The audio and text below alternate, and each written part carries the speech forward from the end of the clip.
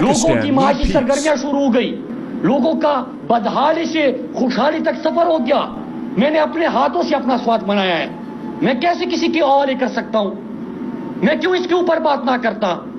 میں آپ سے پوچھتا ہوں, جو فیصلے کرتے ہیں کہ فیصلے کرے یار, امریکہ کی غلامی کرنی تھی کر لی, پاکستانیوں کے اوپر مسلط ہونا تھا مسلط ہو لیا, 1100 ارب کے کیسز معاف کرانے تھے کر دیے, لیکن میری زندگی سے تو مت کہہ لو یار.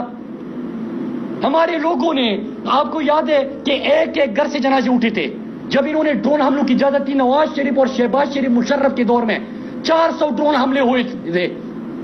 ایک ڈرون حملہ ہوتا تھا اس سے دہشت گردی میں مزید اضافہ ہوتا تھا. عمران خان کے دور میں تو ایک ڈرون حملہ نہیں ہوا تو دہشت گردی بھی نہیں تھی. عمران خان نے تو امریکہ کو اڈے نہیں دیے, ایبسولوٹلی ناٹ کا, کوئی دہشت گردی نہیں تھی. تو پھر ہمارے عمل کو تباہ کرنے کے لیے یہ کون سی پالیسیز ہوتی ہے؟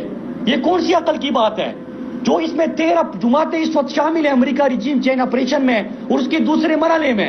یار آپ نے اس ملک میں رہنا ہے, اس ملک پہ سیاست کرنی ہے. جب آپ کا امپورٹڈ وزیر اعظم وہ بیٹا ہو جو کہ نعرہ لگائے, تقریر میں کہے کہ میں القاعدہ کو کہتا ہوں, طالبان کو کہتا ہوں کہ پنجاب کے اس پار جو کرنا ہے وہ کر لے, اٹک کے اس پار جو کرنا ہے کر لے.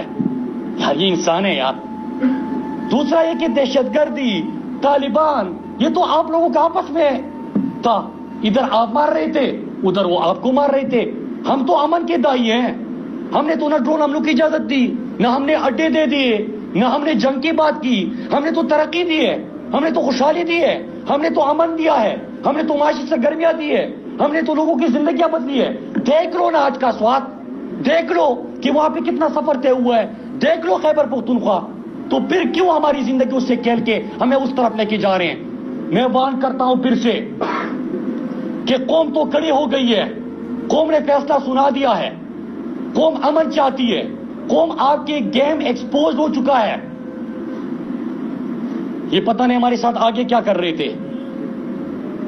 ایکسپوز تو آپ کا گیم ہو گیا ہے, لیکن اب ہماری زندگیوں سے مزید مت کہلو, ہمارے امن سے مت کہلو, ہماری خوشحالی سے مت کہلو.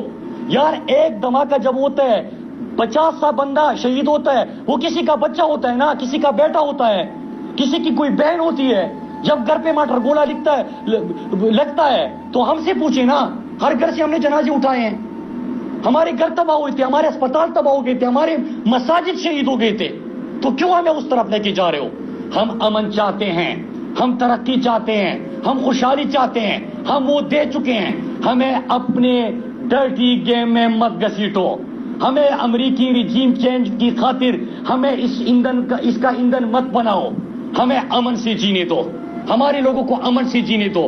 اور میں وارن کرتا ہوں, باتیں ہم نے بہت کی, سوال بہت اٹھائے.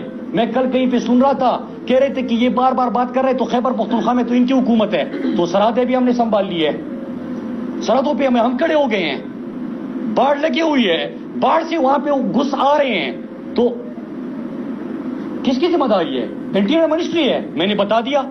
ڈیفینس منسٹری ہے, جھکتے مار رہے, کسی اور کی ذمہ داری ہے؟ سب مصروف ہے. تو میرے پاکستانیوں, آپ نے ہمارا ساتھ دینا ہے.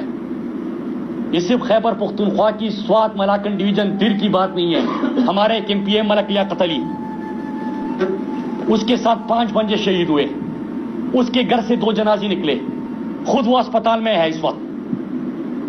بہت ساری اس قسم کی چیزیں ہو رہی ہے, پلاننگز ہو رہی ہے. آپ نے ہمارے ساتھ مل کر اس کو روکنا ہے. میں اپنے پنجاب, سندھ اور بلوچستان کو لوگوں کو کہتا ہوں, ایندھن ہم بنیں گے تو آگ کی تپش سب محسوس کریں گے. ہم سب نے پاکستان کے لیے کھڑے ہونا ہے, اس گیم کے خلاف کھڑے ہونا ہے. لگے گی آگ تو آئیں گے گھر کئی عزت میں. یہاں پہ صرف ہمارا مکان توڑی ہے. میں جانتا ہوں کہ دشمن بھی کم نہیں, لیکن ہماری طرح ہتھیلی پہ جان تھوڑی ہے. ہم تو اتنا کر سکتے ہیں کہ اپنا حق ادا کر سکے, ہم اپنے لوگوں کی نمائندگی کر سکے. نہ اس وقت حکومت میں ہے, امپورٹڈ حکومت ہے, 13 جماعتیں ہیں, ان کی پالیسی ہے.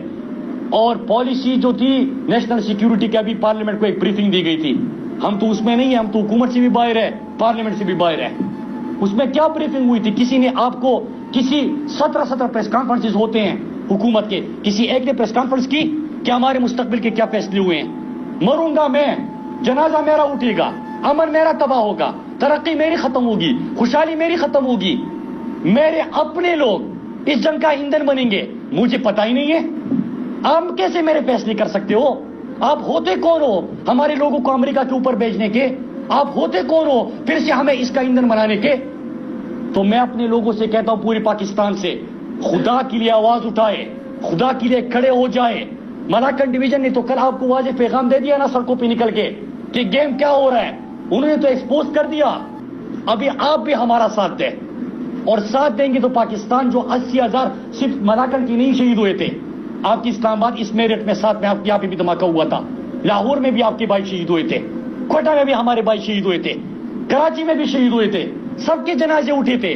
آغاز کہاں سے ہوا تھا؟ وزیرستان سے. بھگتا کس نے؟ پورے پاکستان نے. اب بھی یہ ہونے جا رہا ہے, اس کو روکے, اس میں ہمارا ساتھ دے, ہمارے ساتھ کھڑے ہو جائے. اور میں چیز آخر میں کہہ دوں, نہ تو میں بیوقوف ہوں, نہ مجھے یہ نہیں ہے کہ سمجھ نہیں آ رہی کہ جو میں 2-3 مہینے سے جو اتنی عالمی طاقتوں کا گیم اپنے قوم کے سامنے رکھ رہا تھا, ایکسپوز کر رہا تھا, تو اس کا میرے لیے اور میرے خاندان کے لیے, میرے لوگوں کے لیے کیا نتائج ہوں گے. میں بیوقوف نہیں ہوں, لیکن جب میری والدہ کو گولی لگی تھی تو میں اسٹوڈنٹ لیڈر تھا.